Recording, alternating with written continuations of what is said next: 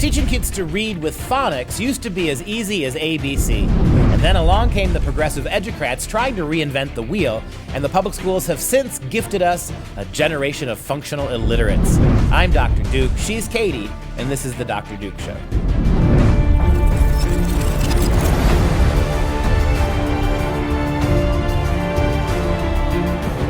Hello, everyone, and welcome to the Dr. Duke Show, the only program that keeps you educated on all the craziness impacting K-12 classrooms and college campuses around the world. Today, we're talking about the increasing frustration leftist college professors are having as conservative YouTube stars are teaching students how to think for themselves.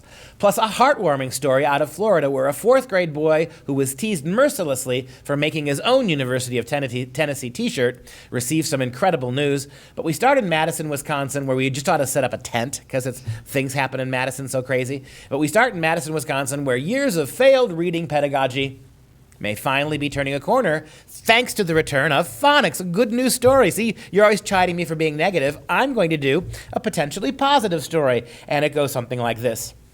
For a long time, we taught kids how to read by phonics, right?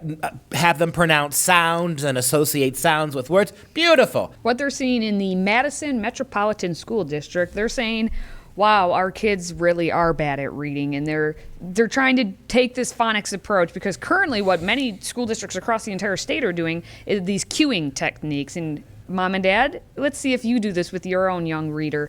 Basically, you have a student, they come to a word, the student doesn't know how to pronounce the word, so they're encouraged to just guess what it could be, or try to figure out, look at the picture that's next to it. What is that? Or you know what? Why even go through that effort? Just skip it or replace it with something that you'd rather have. So that's what we've been teaching our children, and it's no wonder they're illiterate. And this is the Common Core equivalent of math, right? Where right answers don't really matter. And I have a niece who is a junior in high school now, and they're doing math this incredibly ridiculously arbitrary way of Common Core. And again, she's a very success-driven kind of kid, and she can't get the right answer because it's so Byzantine, and the response she gets from her teacher is, don't worry about right answers, right? Same thing. Does it really matter if you know how to read? It doesn't matter if you know how to read. You can transform the words into take a guess. Just guess. Whatever you think the word means today, you can use. However right? you feel. Whatever you feel, right? Feel it, maybe. So it's more important to make kids think that, take any stress and any struggle away from, the purpose of the schools is to take away struggle from kids when it comes to their education. We don't want them to struggle. We don't want to have to work hard. We don't want some of them to not be able to get it. So what we're going to do is destroy education entirely so nobody feels bad that they don't know anything. And welcome to this kind of teaching of reading. So we have Steve Dykstra, who's part of the Wisconsin Reading Coalition, and that's a grassroots movement that pushes for the state to embrace the science of reading. He says there are different ways of figuring out the word, but only one of them is reading. And what we know about reading is skilled readers, beginning readers who go on to be skilled readers, use letters and sounds to figure out words. Wow. Psh, mind blown. Push, I know. But again, this is the problem that Mr. Dykstra has. He actually thinks, and a lot of American moms and dads actually think, that the purpose of school is to teach all kids to read at a high level. It isn't. It's to find ways of teaching kids that have nothing to do with success. In fact, success, meritocracy, the fact that some kids will leap out in front, that's a negative now. So we've got to find ways to teach kids that allows every kid to wallow in the same feel-good sense that they've played around with numbers and words. But the minute you start holding them accountable for the outcomes of numbers and words, then you lose kids. That's not what this is about anymore. And what I want parents who are listening right now to think about their own children, and if they've heard this similar story with this mother named Angela, who tried to address the problem of reading with her eldest son, who is now 11. And his teachers could not tell her, the mom, why the son was behind or how to basically help him become a better reader. She says, we would keep meeting and trying to figure out ways to get him caught up, and they couldn't tell us any type of strategy that they were doing other than just pulling him out and reading with him. The techniques they were using were more he would be responsible for memorizing the words or look at the picture and tell me what the picture is. And I can only imagine what some kids say it could be. So this mother recognized this issue, but the teachers, had no solution. A very small microcosm of this is I'm a professor of Shakespeare. I teach Shakespeare all the time. My college kids can't read Shakespeare. They are incapable of doing it. These are junior and senior English majors who've had almost their entire course of English studies in college before they get to me and they can't read it. And their response to me when I ask them what they do in high school, well, we get in a big circle and we open our books and we read it out loud.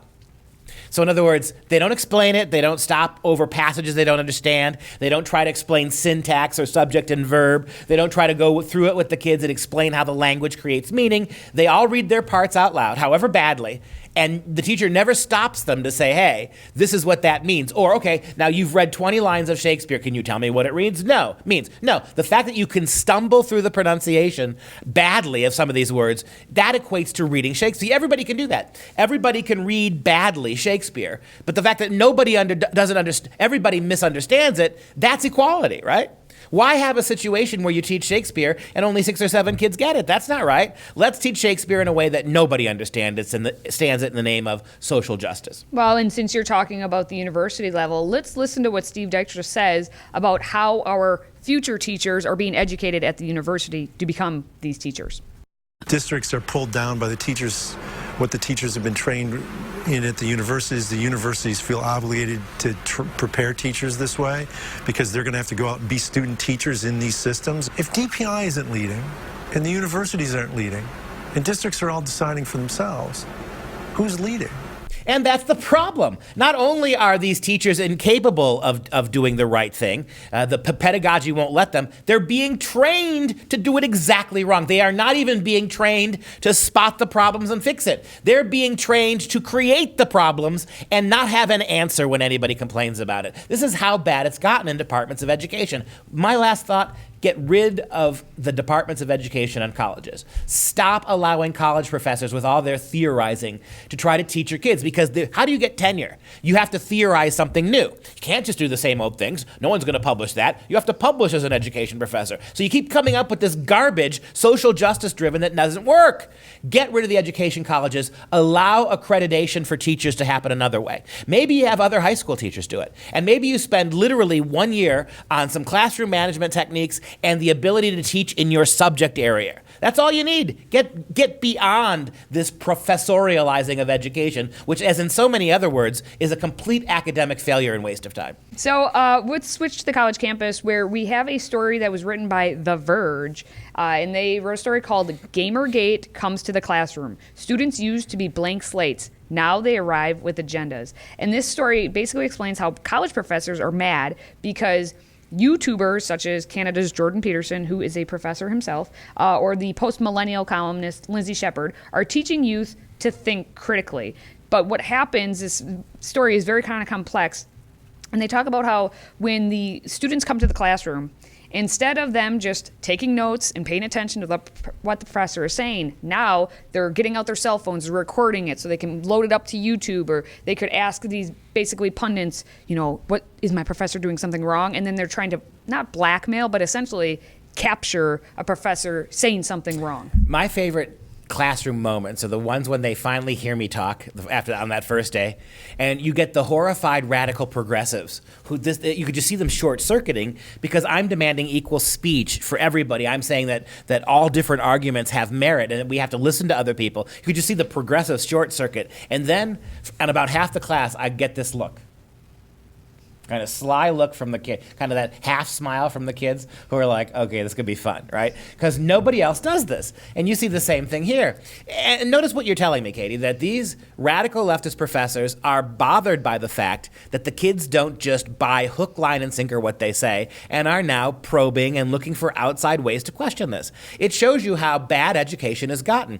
And these professors are mad that kids are being taught to think for themselves, even though they don't get taught to do that in the middle and high schools. So where does this critical thinking faculty come from? It doesn't come from their earlier education. It comes from people outside the system, right? So Jordan Peterson and a whole bunch of internet and social media figures who are beginning to, including us, right? I mean, there's no reason in worth. These kids could be watching our show. In fact, I actually have some of my kids, right, who tell me they'll pull me. I'll see them in the hallway at school. I'll be walking down the road, and some kid who's never even taken my classes. Hey, I watched your podcast about this.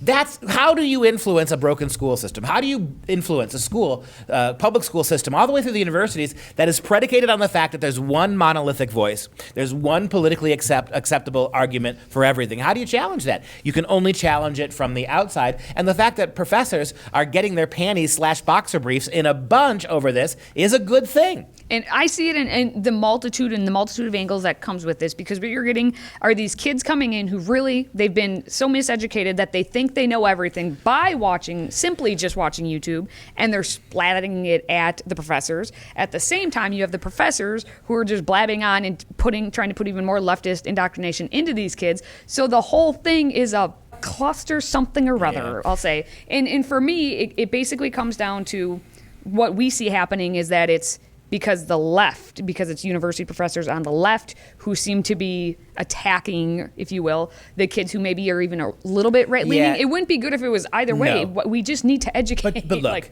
if these were left-wing professors and these kids were bringing in left-wing YouTube videos to promote their worldview already, this would never be an issue. Jordan Peterson were as left-wing as he is right-wing, and he was promoting everything that left-wing professors were. They wouldn't have a problem with this. What they're having a problem with is that someone, and what does it say about these college kids, that the only place they can go to find an outlet outside of leftist orthodoxy is online? And I get it. Some of these, Jordan Peterson is perfectly respectable. He's a solid researcher, but you could find alt-right voices, I'm sure, that aren't. You could find all sorts of voices on the internet. What is it that is driving college kids to be dissatisfied with what they're hearing in the classroom? That's on you, professors. If you gave a balanced education, if you got out of the political game and started teaching them facts, science, or let them read literature through their own the lenses of the book instead of your stupid radical left-wing activist lenses, maybe they wouldn't be looking for something else. You're just angry because you cannot completely control all their minds all the time.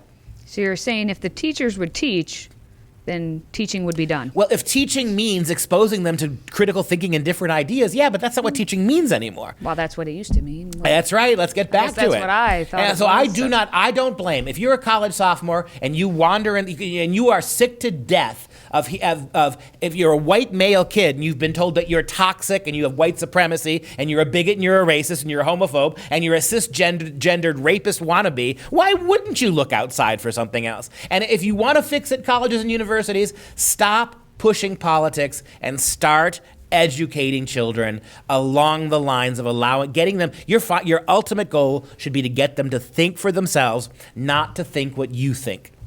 So we began with, and now we're going to close with, another heartwarming story. This time it's out of Florida, where a 4th grade boy, he got a pretty awesome surprise after being bullied, which seems like, two contradictory things. This happened at Altamonte Elementary School, and it was about this homemade football t-shirt that he made. So the boy wanted to represent his favorite team, who are the Tennessee Volunteers, during the school's College Colors Day. And the boy's teacher, Laura Snyder, wrote on Facebook, we're not revealing the boy's name, they haven't done that. He told me every day leading up to it that he had an orange shirt that he was going to wear. So when the day finally arrived, he was so excited to show me his shirt. But then the day came, and throughout the day, all of a sudden the kid became very sad because other kids were mocking the shirt. He didn't have any money, basically, to purchase a true Tennessee Volunteer shirt. So he put an actual piece of paper that said UT on it on an orange shirt. And the teacher said, after lunch, he came back to my room, put his head on his desk, and was crying. Some girls at the lunch table next to his, who didn't even participate in College Colors Day, had made fun of his sign that he had attached to his shirt, and he was devastated. But now Mean Girls? Mean Girls. Oh, I didn't think they existed. Yes, but now here's where it gets a little heartwarming. The teacher said that she wanted to buy this little boy a UT volunteer shirt, and she put a post out on Facebook, and that post went viral, and the message made it all the way to the volunteers campus, and various departments donated this huge care package. They sent it to the boy, and he got to hand out all these gifts to his classmates, and they immediately were like, oh, this is awesome, and they wanted to go fill up their water bottles and put on the bracelets and all this stuff. And then University of Tennessee went even further and adopted the boy's hand-drawn logo, and they began to sell these shirts. Like, there's a pre-sale with all the proceeds going to this anti-bullying program called Stomp Out Bullying. They pre-sold 16,000 shirts like that. Now they're up to almost 50,000, or actually I think it's more than 50,000 shirts. At Saturday's game, the band was wearing the shirts already, so the UT band had it, and the team won their first game 45-0, so go Volunteers. And then it gets even better. It's like it just keeps getting better. UT actually offered him an admission to the college. This kid is in 4th grade, and free tuition for 4 years, and it's going to begin in 2028. Now, I didn't interrupt because did you see how happy she was? Go back. So So excited. I'm not going to say a word just because I'll cynicize it up. Yes, you will. I could point out that orange is also a Florida color, right? Well, but he likes Tennessee. I got it. I love Tennessee. Point all that. I'm not gonna do that. Just bask in the glow. This is a woman deeply pregnant, increasingly uncomfortable. Sitting look at next her. to you. Sitting next to me. Look at her. But look at the smile on her face. I'm so excited for this little boy. End of story. That'll do for a Tuesday. As always, please share this episode and subscribe to the free audio podcast on iTunes, SoundCloud, and everywhere else. Visit drdukeshow.com. Subscribe for free by clicking on any of the platforms on the top of the screen so you can join in this craziness that we call education. And that's it. We'll be back tomorrow at 6 p.m. Central Standard Time for Freedom Project. I'm Dr. Duke. She's a happy Katie. Until next time, stay very educated, my friends.